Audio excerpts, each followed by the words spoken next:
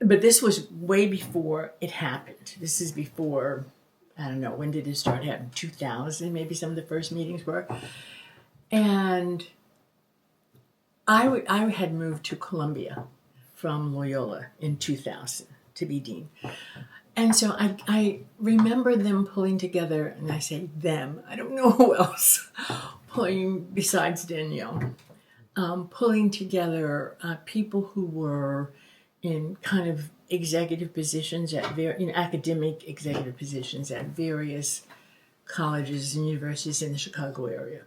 So I guess because I had known her when I was vice chair of IHC, and because I was now dean at Columbia, I got invited to one of those meetings.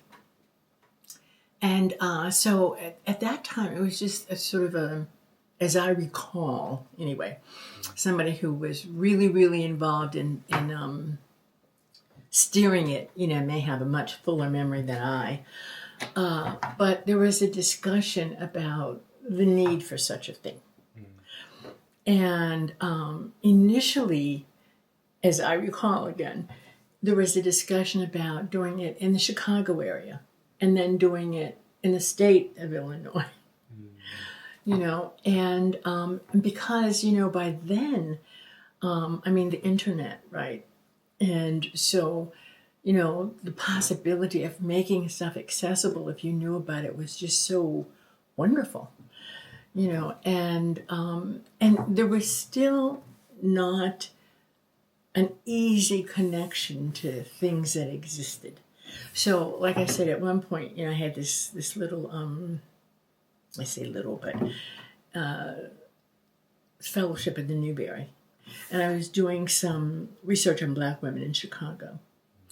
And, there were places to find stuff, but you still couldn't just say, Black women in Chicago, and all the stuff pop up, all the collections pop up.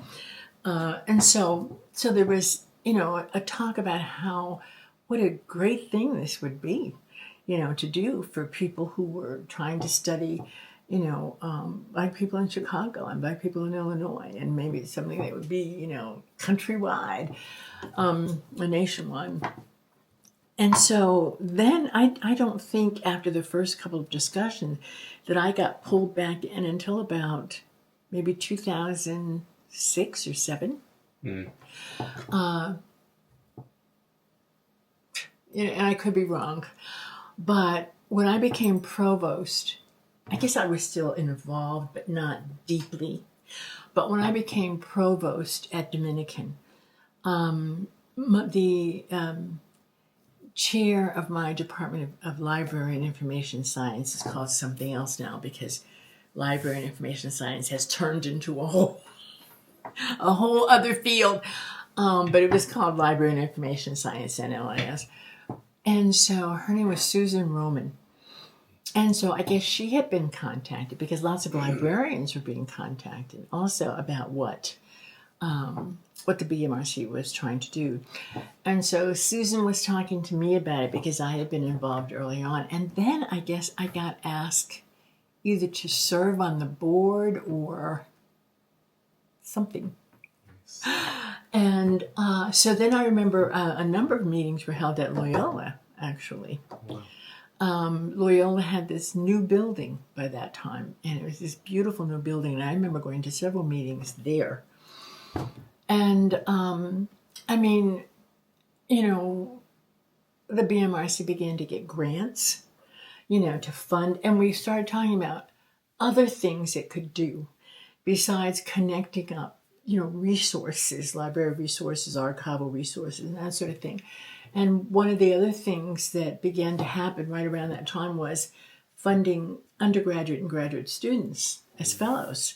So I remember there were short-term fellows, like maybe over the summer, there were summer fellows, and then there were long-term fellows. I mean, by long-term, just meaning either a semester or a year or an academic year.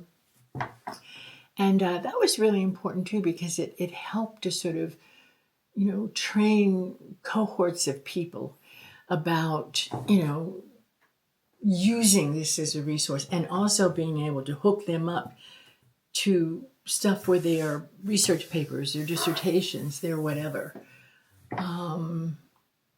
Yeah. So